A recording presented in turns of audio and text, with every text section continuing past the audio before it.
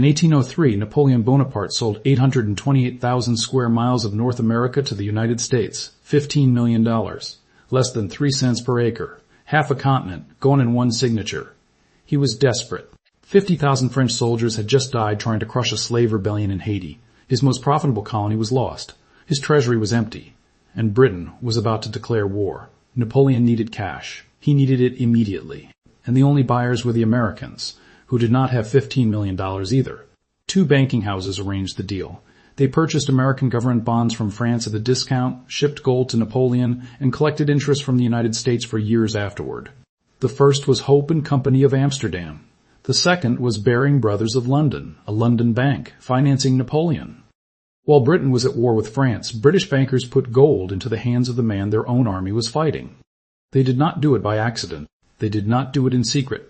They did it through the official channels of international finance, and the British government allowed it to happen. The same financial networks that put money into Napoleon's war chest would later fund the coalition that ended him.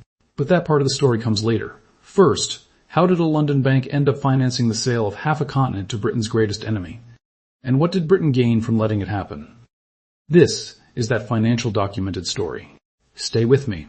Every detail in this video comes from the Baring Archive, the bank's own publicly accessible records, and from the primary source research of historians who have studied the original correspondence. The letters are preserved. The bonds are documented.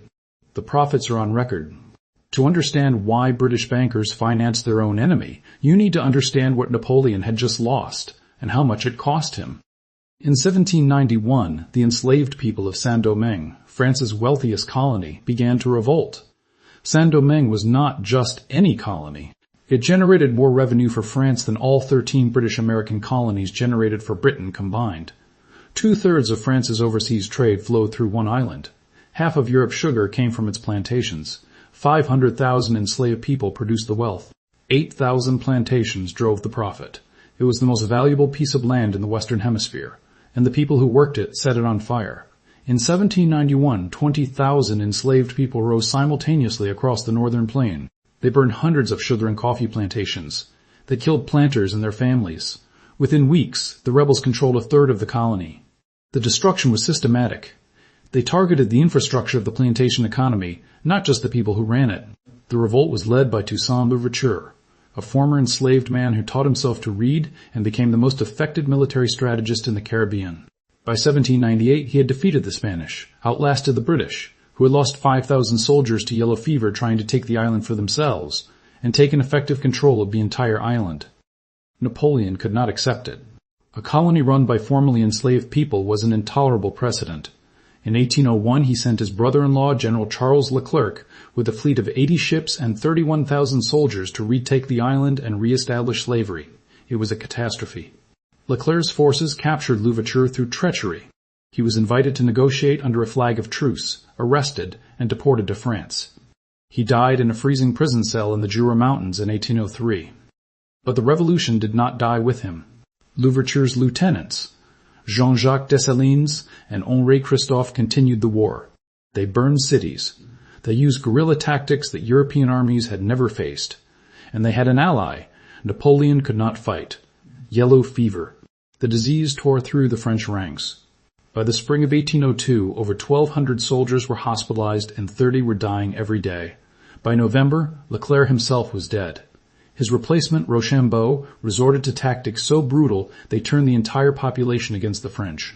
By the autumn of 1803, France had lost over 50,000 men, soldiers, sailors, civilians. Napoleon had sent reinforcements in wave after wave, eventually committing nearly 80,000 troops to the campaign. Most of them never came home. The financial cost was staggering. Saint-Domingue had been generating 60 million francs a year in trade revenue. That revenue was now zero. The cost of the military expedition had consumed what remained of the colonial budget. Napoleon had spent a fortune trying to reclaim a colony, and lost both the fortune and the colony. On the 1st of January 1804, Haiti declared independence, the first nation founded by formerly enslaved people, the only successful slave revolt in human history. Napoleon had lost his most valuable asset. He had lost his Caribbean base. And without Saint-Domingue, Louisiana, the vast territory he had secretly acquired from Spain in 1800 was useless. He had planned to use Louisiana as a breadbasket to supply the Caribbean colonies. Without the colonies, the breadbasket had no purpose. He needed money. He needed it now, and the war with Britain was about to resume. Napoleon had a continent he could not use and a war he could not afford. What happened next was one of the most extraordinary financial transactions in history, because the men who arranged it were working for the enemy. In April 1803, James Monroe arrived in Paris. He had been sent by President Jefferson to negotiate the purchase of New Orleans, just the city and the surrounding area. Jefferson was prepared to spend $10 million. Monroe was met by Robert Livingston, the American minister to France. Livingston had extraordinary news. Napoleon was not offering New Orleans. He was offering everything. The entire Louisiana territory, from the Mississippi River to the Rocky Mountains, from the Gulf of Mexico to the Canadian border. 828,000 square miles. Napoleon's foreign minister, Talleyrand, had asked Livingston a simple question. What would you give for the whole of Louisiana? The American negotiators were stunned. They had come to buy a city. They were being offered half a continent. Napoleon's finance minister, François de Barbé-Marbois, handled the French side of the negotiation. The initial asking price was 100 million francs. The Americans countered. Within weeks, the price was settled at 80 million francs, equivalent to $15 million. Of that, 3.75 million was debt forgiveness. Money France owed to American merchants for goods seized by French privateers. The actual cash price was $11.25 million. The treaty was dated the 30th of April, 1803. It was signed on the 2nd of May. But there was a problem. The United States did not have $11 million. The federal budget that year was approximately $10 million. The entire purchase price exceeded the government's annual revenue. Jefferson himself faced a constitutional crisis. The Constitution did not explicitly grant the president the power to purchase foreign territory. Jefferson, who had spent his career arguing for strict constitutional limits on federal power, was now doing something the Constitution did not authorize. He considered proposing a constitutional amendment. His advisers told him there was no time. Napoleon could change his mind at any moment. Jefferson abandoned his constitutional principles and signed the treaty.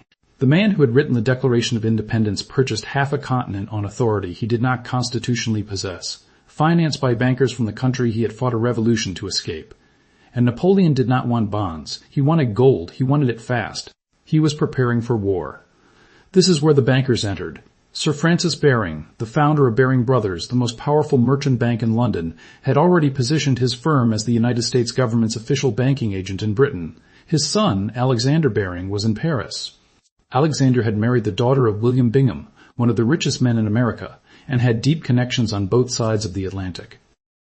Pierre César Labouchere of Hope & Company in Amsterdam was also in Paris. Hope & Company was one of Europe's premier sovereign bond specialists.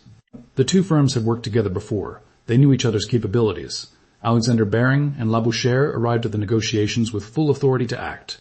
Sir Francis Baring wrote to Labouchere, "We must leave the decision to Alexander, who must be governed by circumstances, his own prudence and judgment." The deal they structured was elegant and ruthless. The United States would issue $11.25 million in 6% government bonds. Those bonds would be delivered to France. France, needing cash immediately, would sell the bonds to Baring Brothers and Hope & Company at a discount of 12.5%, 87.5 cents on the dollar. The bankers would then sell the bonds to investors in London and Amsterdam at full face value. The profit margin was built into the discount. Napoleon trusted Baring Brothers' paper over the United States government's credit. He sold Louisiana to the bankers, not to America. Sir Francis Baring himself admitted, "We all tremble at the magnitude of the American account." The bonds were delivered to France by Alexander Baring personally. The French sold them to the banking houses for 52 million francs. 6 million paid within the first month, 2 million per month thereafter. Napoleon got his cash. The bankers got their bonds. And the United States got half a continent, financed by a London bank that was supposed to be fighting the man who sold it. A London bank financed the sale. A London bank profited from the bonds. And the British government, at war with France, allowed it to happen. The question is why? The War of the Third Coalition, the renewed conflict between Britain and France, began in May 1803. The Louisiana Purchase Treaty had been signed in April. The bonds were still being processed when hostilities resumed. The British government could have blocked the transaction. Baring Brothers was a London firm. The bonds were being sold to British investors. The gold was flowing to Napoleon's treasury. Every pound that reached Paris was a pound that would be used against British soldiers. They did not block it. They allowed it. and they allowed it because the deal served British interests more than it served French ones. The strategic calculation was straightforward. A France that held Louisiana was a France with a foothold in North America, a potential threat to British Canada, British trade routes, and British naval dominance in the Atlantic. A France without Louisiana was a France confined to Europe, where Britain could fight it on familiar terms. Better to have the neutral Americans holding the territory than the hostile French. The sale removed France from North America permanently. The cost, a few £1,000,000 flowing through Napoleon's treasury, was a price worth paying for a strategic advantage that would last centuries. There was a second calculation. The bonds themselves were American government debt. By purchasing and distributing those bonds across London and Amsterdam, the banking houses created a financial link between the United States and the British financial system. American debt held by British investors meant American prosperity was now in Britain's financial interest. The sale that removed a French threat also created an Anglo-American financial dependency. The bankers understood this. Sir Francis Baring was not merely a banker. He was a director of the East India Company. He was an advisor to the British government on financial matters. He moved in the same circles as the Prime Minister. The decision to proceed with the Louisiana transaction was not made in isolation. It was made with the full knowledge that the British government would benefit from France's loss. Alexander Baring himself later became a member of Parliament. He served as president of the Board of Trade. He was elevated to the peerage as Baron Ashburton. The man who had personally delivered American bonds to Napoleon's government and shipped gold to France's treasury was rewarded with a seat in the British establishment. He was not punished for financing the enemy. He was promoted for serving British interests while appearing to serve French ones. And then there was the profit. Baring Brothers purchased the bonds at 87.5 cents on the dollar. They sold them to investors at face value. The gross margin was 12.5%. On a transaction of 52 million francs, the profit was substantial. The bankers were paid additional fees by the French for accelerating the payment schedule. France received under $10 million in actual cash for half a continent. The bankers took their cut. The Americans got the land. And Napoleon got just enough money to fund the next phase of a war he would eventually lose. To the same financial networks that had financed his land sale. A London bank financed its own enemy's war chest and was rewarded for it. Alexander Baring delivered bonds to Napoleon personally and ended up in the House of Lords. If you think finance follows patriotism, this story says otherwise. Tell me in the comments, was this treason or strategy? The money flowed. Napoleon got his gold, but the gold did not save him. It bought time, and the same financial system that gave him the Louisiana money would eventually finance his destruction. Napoleon used the Louisiana money to fund the resumption of war against Britain and its allies. The War of the Third Coalition, then the Fourth, then the Fifth, then the Sixth. 12 years of continuous warfare across Europe, funded in part by the gold that Baring Brothers had shipped to Paris in 1803. But Napoleon's finances never recovered from the loss of Saint-Domingue. The 60 million francs a year in colonial trade revenue was gone forever. Each coalition war drained what remained. By 1812, Napoleon was financing his campaigns through conquest, extracting tribute from occupied territories, seizing gold from national treasuries, demanding contributions from defeated states. It was not sustainable, the continental system. Napoleon's attempt to blockade British trade with Europe had failed. Britain's navy controlled the seas. British goods still reached European markets through smuggling networks. And the same banking houses that had financed the Louisiana Purchase were now financing Britain's war effort. Nathan Rothschild in London, who would later become the most powerful banker in Europe, was already moving gold across the Channel to fund Wellington's armies in Spain. The Rothschild Courier Network, the same network that would give Nathan advanced knowledge of Waterloo, was carrying intelligence and bullion for the British government. The financial networks that had put gold into Napoleon's hands in 1803 were now putting gold into his enemies' hands. The bankers had not changed sides. They had never been on a side. They were on the side of profit, and the profitable side had shifted. On the 18th of June 1815, Napoleon was defeated at Waterloo. The coalition that destroyed him had been financed by the same city of London that had financed his land sale 12 years earlier. Nathan Rothschild, whose courier network had given him the news of Waterloo before the British government received it, used the information gap to buy British government bonds at rock-bottom prices on the London Exchange. By the time the official news reached London, Nathan had already secured his position. The man who had supplied Wellington's gold now profited from Wellington's victory. The bankers did not celebrate the victory. They calculated the settlement. The financial settlement after Waterloo was handled by the same banking houses. France was required to pay an indemnity of 700 million francs. Baring Brothers, The firm that had helped Napoleon sell Louisiana helped arrange the French indemnity bonds. Alexander Baring negotiated the terms. The same banker who had delivered American bonds to Napoleon's Treasury now helped arrange the payment France owed for Napoleon's defeat. He profited from the sale. He profited from the war. He profited from the settlement. 3 transactions, 3 profits. 1 banker. France paid for the Louisiana purchase in gold. Then it paid for losing the war that the Louisiana gold had funded. The bankers collected on both payments. And the formerly enslaved people of Haiti, whose revolution had made the entire chain of events possible, received nothing. In 1825, France sent a fleet of 14 warships to Haiti carrying a demand. 150 million francs, compensation to the former slave owners for the loss of their property. The alternative was war. Haiti's president, Jean-Pierre Boyer, accepted. He had no navy to resist. The debt was structured at 5% interest through a French bank, the Caisse des Dépôts et Consignations. Haiti borrowed from French banks to pay French slave owners for the slaves the Haitians had freed themselves. The debt was not fully repaid until 1947, 122 years. Economists have estimated the total cost to Haiti, principal, interest, and lost economic development, at over $20 billion in today's money. The people who started the chain, by refusing to remain enslaved, were punished with a debt that lasted longer than the empire that enslaved them. The Louisiana Purchase, the Haitian Revolution, the Napoleonic Wars, the Waterloo Settlement, the Haitian Indemnity, 5 events across 5 decades, connected by one financial thread. And the lesson nobody teaches is the simplest one. The Louisiana Purchase is taught in every American school as a triumph of diplomacy. Jefferson doubled the size of the nation. Monroe negotiated a bargain. 3 cents an acre. The financial mechanism behind it is never mentioned. The Baring Archive, the bank's own publicly accessible collection. Documents. Alexander Baring's role in Paris, the bond discount structure, the payment schedule to France, and Sir Francis Baring's private correspondence about the magnitude of the transaction. The letters are preserved. The numbers are on record. The Haitian Revolution is taught as a footnote to the Napoleonic Wars, if it is taught at all. The connection between Haiti's revolt and the Louisiana Purchase is documented in Alexander Macaparidze's The Napoleonic Wars, a global history, and in multiple primary sources from the period. The British government's decision to allow Baring brothers to finance Napoleon's land sale, while Britain was at war with France, is documented in the Baring Archive and in Larry Neal's The Forgotten Financiers of the Louisiana Purchase, published through Palgrave Studies in the History of Finance.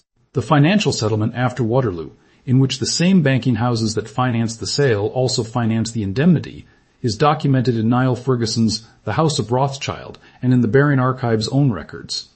The Haitian indemnity of 1825, 150 million francs paid by formerly enslaved people to their former owners, is documented in French government records and in multiple academic studies of colonial debt. The pattern is always the same. A nation in crisis sells an asset at a discount. The bankers arrange the transaction and take their cut. The money funds a war. The war is lost. The bankers arrange the settlement and take another cut. And the people whose labor created the wealth in the first place, the enslaved people of Saint-Domingue, are charged for their own freedom. The Louisiana Purchase was not a bargain. It was a liquidation sale, forced by a slave revolt, financed by the enemy's bankers, and settled on terms that enriched the financial system while punishing the people who had made the whole transaction necessary. The Baring Archive in London. The Haitian National Archives. Macaparidze's Global History. Neal's Forgotten Financiers. Ferguson's House of Rothschild. The Hansard Parliamentary Records documenting Alexander Baring's subsequent career in the House of Lords. The documents are accessible. The bonds are on record. The profits are documented.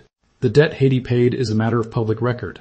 The only question the documents do not answer is why the people who started the chain, the people who fought for their freedom and won it, were the only ones who paid for it. Subscribe if that question stays with you.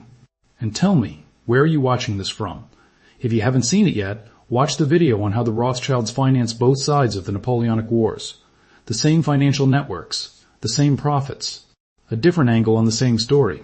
And if you want to see how the same patterns that profited from empire in the 19th century are still wrecking billion-dollar companies today, check out our new channel Billion to Bust. Link in the description.